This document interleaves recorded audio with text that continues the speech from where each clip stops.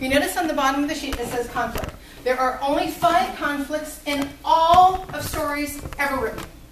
Only 5 of them. That's going to make it very easy for you guys to do that, right? Very easily memorable.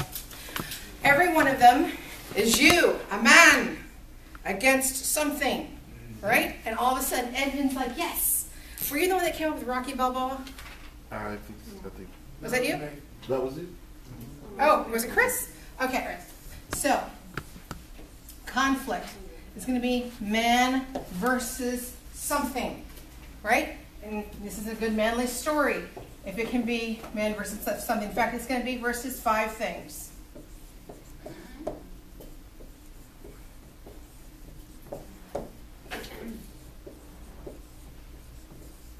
Okay. Give me a story, any story. Any story? Any story.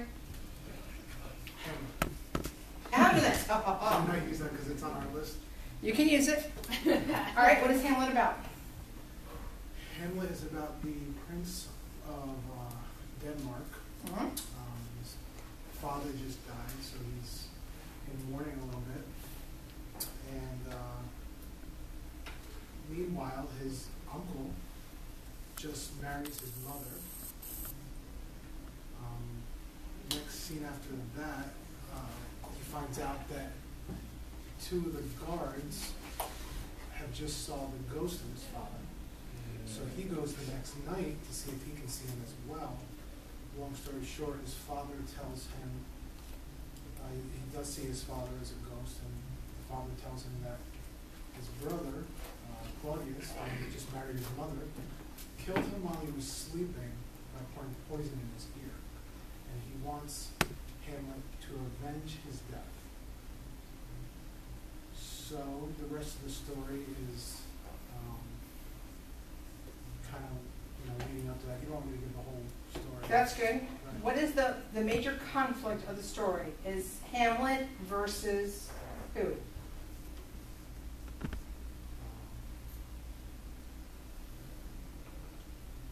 Well, I can see it 2 ways. I think he's really dealing with something inside himself. So Himself. yeah, Yes. himself, right? Okay.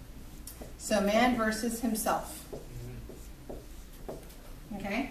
And there's many stories like that. When you see a story where the person is struggling with an inner turmoil, that would be man versus himself. Yes, there's something else out there, but that's not the major struggle. When the majority of the story is about that character going back and forth, and the pros and the cons, and it's like it's like a 13-year-old who can't figure out what to wear. Okay? And she spends an hour in front of the closet, right? She's sitting there deliberating. When you spend the majority of the story going through, do I do this? Do I not do this? Do I do this? Then I get this. And there is this constant deliberation. You wouldn't have that in this story if a guy said, go kill Claudio. And the next act, he turns around, stabs him, story's over. That would not be a man versus himself because there's action. This time he deliberates. He acts crazy for a time. He doesn't know what to do. And so, man versus himself. Okay? He's coming to the conclusion, coming to the point of the story. Give me another story. Anybody else? Romeo and Juliet. Romeo and Juliet. Great one. Great one. Romeo and Juliet. It's actually not the title. You know what the title is? What? The Tragedy of Romeo and Juliet. Okay? What is the whole point? It's man versus who? The whole story is about what? Man versus love. Man versus love. No. Man versus man. Man versus man? Man versus culture, maybe different. Why would you say that? Society. Society. Let's talk about that for just a moment because we're going to come back to Shakespeare very soon, in fact. But the story of Shakespeare starts out in the beginning of the story, ready, with 2 guardsmen. And they are rolling down the street, the main broad thoroughfare, the boardwalk. All right? And along the way, they see the guardsmen of the opposing family. You have on one side the Montagues, ding, ding, ding. On the other side, in the far corner, here comes the Capulets. All right? And all of a sudden, they're ready to rumble, and they're ready to go at it. And immediately, they start jousting each other. Not like physically, now they start slurring their words. Trash talk. Yes, Shakespeare had trash talk in his books. And so here you have them ready to start. They're ready to grab their swords. They're talking to each other how they're going to kill each other's maidens. All right, it is so gruesome, but they're getting ready to do. And as they're getting ready to take out their swords and plunge it deep into their bowels, all right, the story begins and someone comes and breaks it up. Now, there's this whole love story that kind of distracts you from the fact that there's a blood feud going on here. And at the end of the story, and you know, the beautiful sonata and the music and the, oh, wherefore art thou thy Romeo? All of this stuff goes on, and it doesn't matter. At the end of the story, they're both dead. You're two teenagers who kick the bucket because they're stupid. And then what happens again? That's not the point. Has nothing to do with the point of the story. Right? Because the exposition, which we learned last week, the exposition of the story was two families that wanted to kill each other. That was the problem. That was the exposition. It was not about two star-crossed lovers. People often get that wrong. They think it's about Romeo and Juliet. It had nothing to do with them other than that their death What's the irony? is what's going to bring about at the end, guess what? On that same road, that same avenue, here's the Montagues on one side. And on the other side of the road is the Capulets. But instead of trying to kill each other, this time, they're walking side by side down the same avenue with two caskets.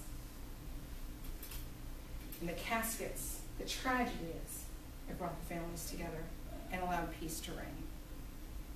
That is Romeo and Juliet. And so you have man versus society. For those of you, some of you have said you like the whole dystopians, the Hunger Games, Divergent, Match Cross Reached. That all fits in Man versus Society. The Giver, the book The Giver. All of these fall into Man versus Society. Sir Thomas More, who we're going to be reading a little bit of, in his original dystopia, it was actually called Utopia. All of these are going to fit into Man versus Society. When man tries to change societal values, the way the society works. Okay, give me another one, another story. I'm going to go back to Rocky Balboa. This is exciting. All right? Rocky Balboa. All right? In a way, he's got two good ones because by Rocky 3, it's man versus himself. I mean, come on. You got to overcome your own pride there. All right? But in Rocky 1, the original, who is it going to be? Man versus who? Come on, Rocky Balboa. It's man versus who? I'm getting knocked out. It's going to be knocked out, man versus man. It's an epic battle between two men. Yeah. So man versus man. Now you're going to have man versus man in any story, ready? From a children's book where someone is taking my lunch, all the way to a Greek tragedy. You're going to see man versus man. Doesn't matter. The same conflicts apply. All right?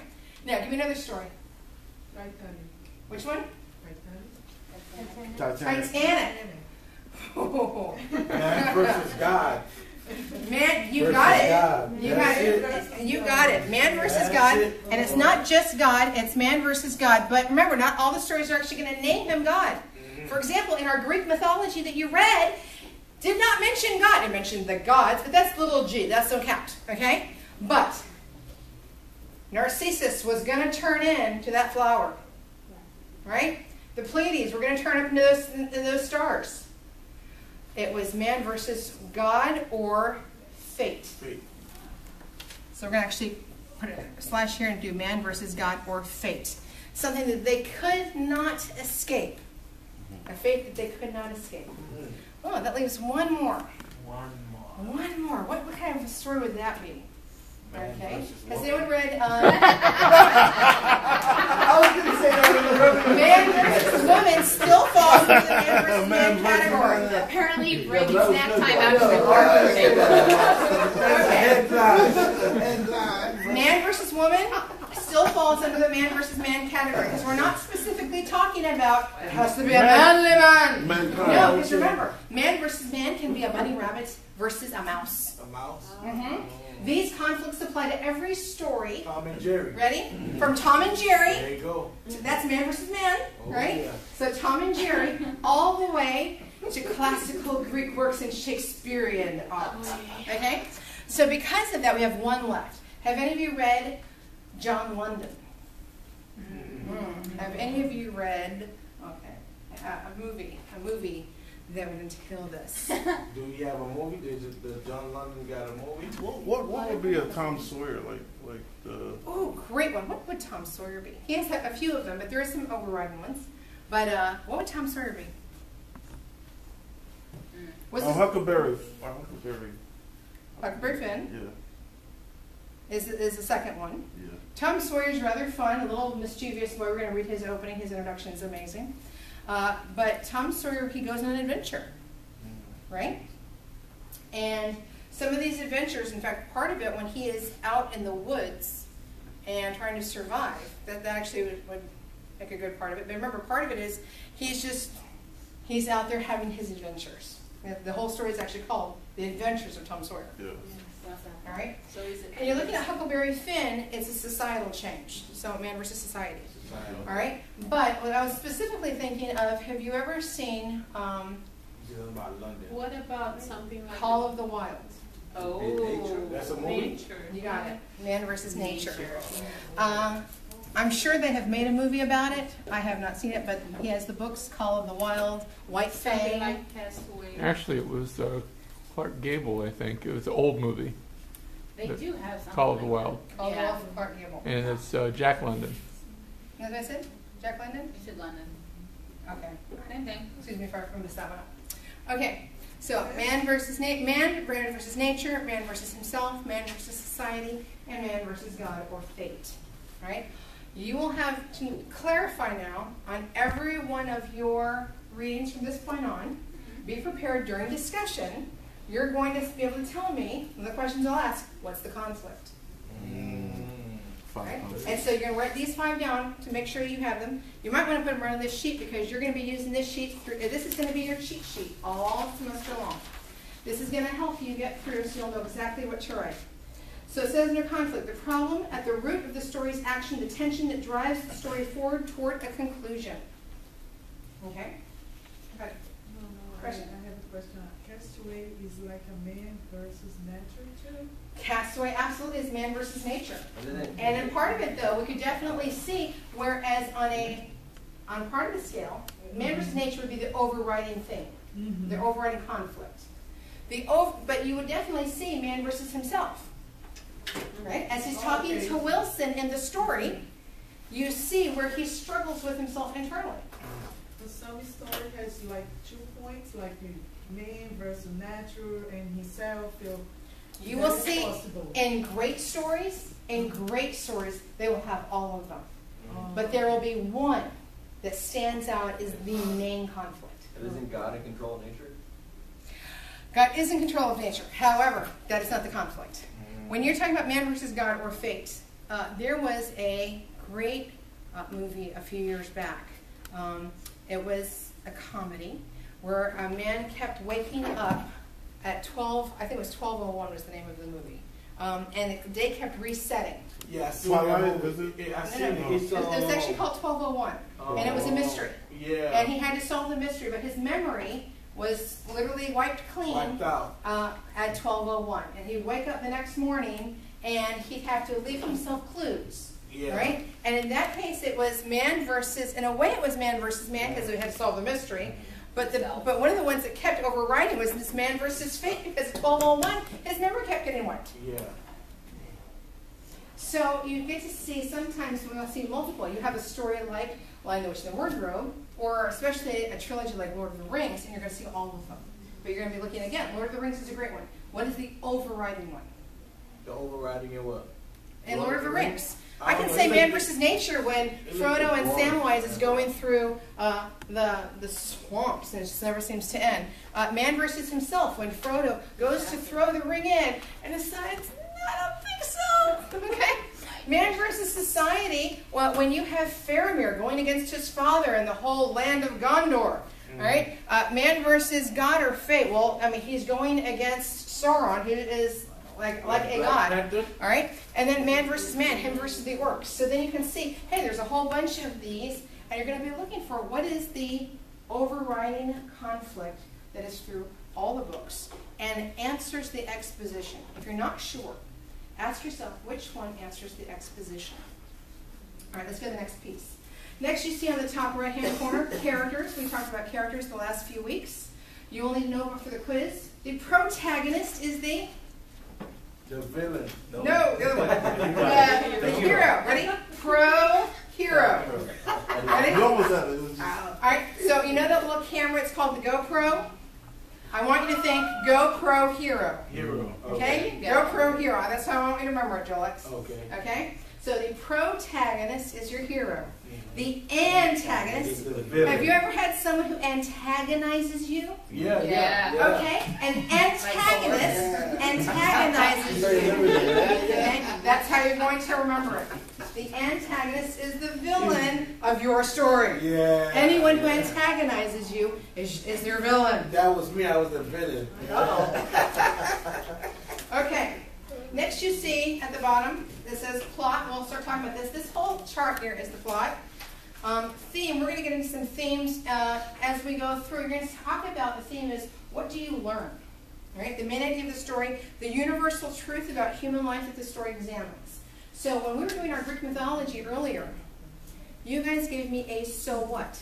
For example, Amanda said that when all of this horrible things entered the world, when there was sin and death and pestilence, but hope, even when there's so much grief, hope is still there. That was the theme of the story, right? It doesn't matter how hard things get, there is still hope. So the theme is going to be, what is that thing that you learn from the story, that universal truth? And then let's start looking up at the top left, the setting, all the details of time and place in which the story occurs. Remember, that is not just place, it was on Monday. What? You said the wrapping, right? The what? The wrapping? Is that what you said? The wrapping, yes. The wrapping is the setting.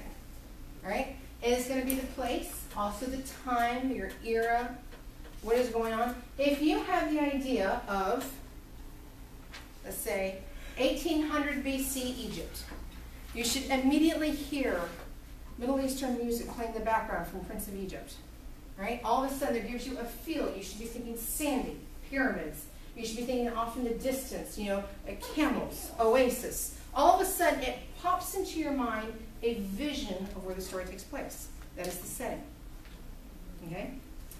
And remember, it is not just place, it is also time. And now let's look at the all the different levels that are there, from exposition all the way to conclusion. Exposition, the exposing of the problem. Right? You have a problem? Everyone has a problem. Why? That's why we have stories. Or in fact, when you guys get together, 4th of July is coming up. And at 4th of July, you're all going to have some fireworks and sit out by the pool. And you're going to open up your Coca-Cola and you're going to tell stories. And your stories are all going to have a problem with them. And usually, it's going to have some sort of funny conclusion. That's why everyone's going to laugh at the end. Right? You don't want this, on 4th of July, you don't want this story where everyone's crying at the end because you're thinking, well, this was miserable. I should have waited till, Labor Day or something. But there's going to be some sort of exposition. There is a funny ending to the story. All right? And if it doesn't have an ending, it means you're still stuck. You're stuck somewhere on the chart. So exposition is exposing the problem. The rising action is the majority of your story. All right? Events that take place as a result of the conflict, tension increases until something has to give. So you could go, ready? If you're reading, anything Russian, you could read 800 pages of rising action. Your exposition might be in the first 3 pages. 800 pages of rising action. The climax is there, and all of a sudden you end 3 pages later. That's many stories. All right? So your rising action is the vast majority of the book. The climax. This is that moment. Climax we talked about last week. This is the moment of highest action. This is the moment where you're literally yelling at the book, don't do it! Either that or, get him! Kill him now! Just hurry up! What are you waiting for? Don't talk! Just shoot! That is the climax. At that point, you have now reached the pinnacle, or the height, it's called the climax, the top of the mountain, the pinnacle of the peak of the story. The denouement. All right, this means, remember, it's that French word, that funny sounding word, means the falling action. The author discloses the secrets of his plot, unravels its mysteries, and answers the reader's questions. This is that moment after Sherlock Holmes has already caught the bad guy. You would think that's enough to catch the bad guy. No. Why? Because the reader still wants to know how it got done. And so in the movie Sherlock Holmes, or in the books, ready? After they've done it, they've thwarted the plot. The climax was there. Watson stopped him at the last second, and Sherlock Holmes, ready, sits back with his pipe, and then he tells you in great detail how he figured it all out. That's the denouement. That's uncovering the mystery for the reader. And last but not least, the conclusion. The author closes the story, often putting an interpretive spin on its events, hinting at its theme. This is the so what. Yes, you have to wrap it up. At the end, we go back, and it is a happily ever after. If it's not a happily ever after, that's usually we walk out of the theater or finish the book ready to throw it in the garbage. Right? Because if there was not a positive conclusion, you're somehow thwarted. Has anyone seen, I don't know if you guys are Star Wars fans, but Star Wars, there was a movie that came, no? No. Gotta see this one. All right, of all the ones, this one I really The like. last one? The last one was called, what was it called? Come on, this one just came up. The one that just came, no. It's the one about the rebels. I'll think about it a second. Rogue One or The Last Jedi? Rogue One. Thank you, Chris. Rogue One. Has anybody seen the movie? A few of you. For those who have back up, ready? This is the very first in the entire storyline of Star Wars. Okay, it's called Rogue One. No, it's not the one in the theaters. Came out like a year and a half ago. All right? And it's about, this is right before the very first movie, before Princess Leia, before Han Solo, before any of them come on the scene. It's about a small band of people that are getting ready to... It's R2-D2 in the back. This is awesome. Not bad. All right? This small band of people that have to go against this odd ragtag band that have to work together to try to get the plans so that somebody else could take down this new super weapon that can destroy whole planets. Okay? Now you might think that the whole story is a flop. And this is a spoiler alert. I'm sorry that I'm giving this one away. Okay? The whole thing sounds awful. My mom hates this movie. She goes, this is the awful Star Wars. Out of all they've made, this is the worst. Why? At the end, everybody dies. Everybody dies. You might think, well, that's horrible. It cannot be a good ending. I got out of the movie. I thought I love this one. This is my favorite one of all time. And no, it's not because I'm morbid. Okay? Because they died? No, not because they died. It's because the exposition was answered. In the beginning of the story, there is a planet-killing machine. The exposition is to stop the planet-killing machine and to somehow find a way to kill it. And in the story, the young girl, the protagonist, the hero, she says she's already lost hope. She's had a rough childhood. She's had abandonment.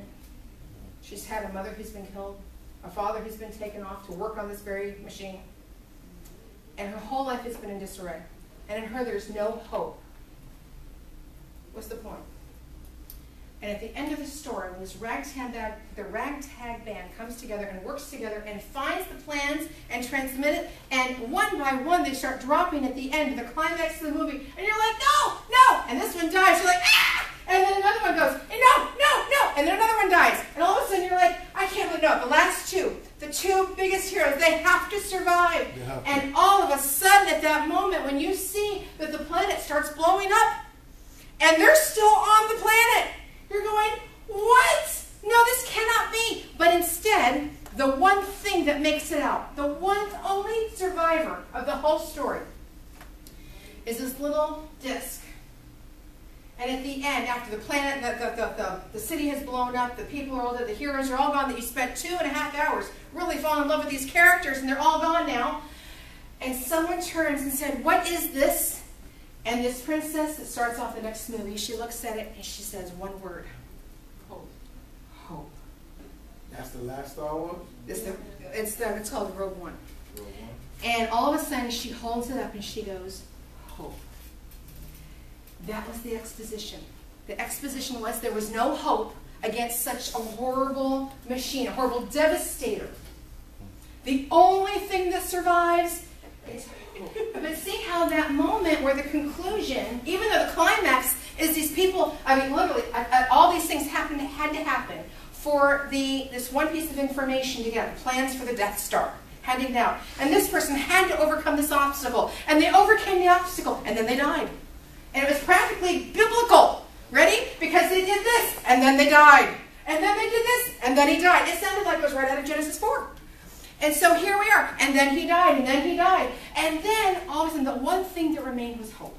And so the one thing that remained was the conclusion to the exposition. If at the end of the story, the problem is satisfactorily concluded, that makes a story. That makes a great story. The story that you hate is the one that does not have the conclusion that matches the exposition.